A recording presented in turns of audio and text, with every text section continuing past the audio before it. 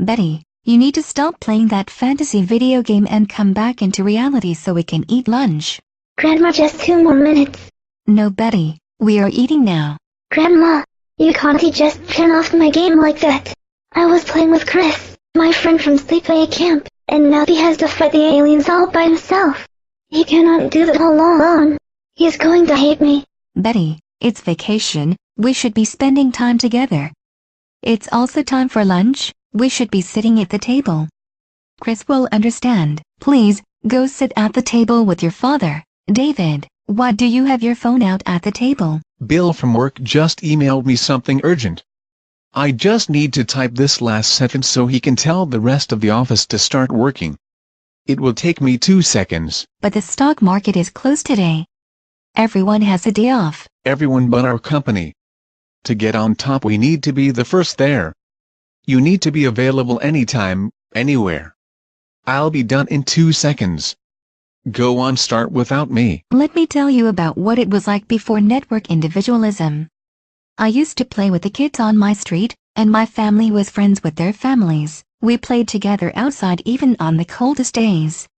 Never did I have a friend from another state I knew from some sleepaway camp, never mind sit inside in front of a TV all day. And when my papa came home for dinner, he was home.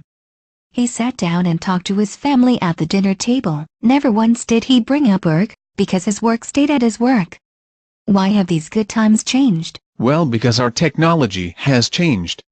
We now have the ability to stay connected with people we have different connections to. Like Betty's video games allow her to stay connected with her friend from Montana. Mom, this is something that is happening everywhere. Some people have even called it the social network revolution. Also, with technology like email and cell phones we are able to access anyone, anywhere like I am able to with people from work. Many companies are using this today, and some have even coined it the mobile revolution. Technology seems to be drastically changing our society then, and I'm not sure how I feel about it. The group of kids I grew up with I knew because of the ties I had in my close-knit neighborhood.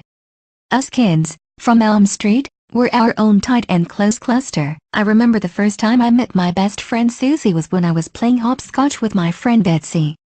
Betsy knew Susie because Susie lived in the house next to her. Before I knew it I had become friends with Susie because of that time Betsy invited her to come play hopscotch with us. I think that's called transitivity. Yeah, I think you are right. But Grandma, how did you meet Pop and if he didn't live in your neighborhood? I met Pop at work.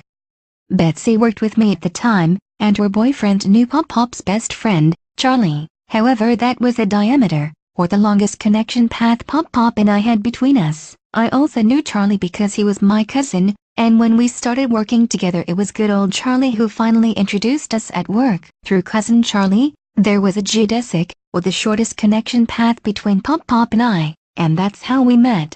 But is the way we live now really that bad, Grandma? Betty, no.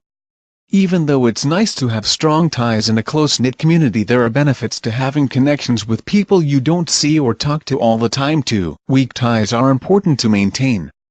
The social capital theory explains that weak ties gives you access to information that you might not have otherwise had before. You probably have learned something from Chris that you and your friends from home didn't know of before, right? The technology our society has today does bring benefits with it too. I'm not sure yet if these benefits outweigh the costs or the change technology has brought today. Guess we're just going to have to find out.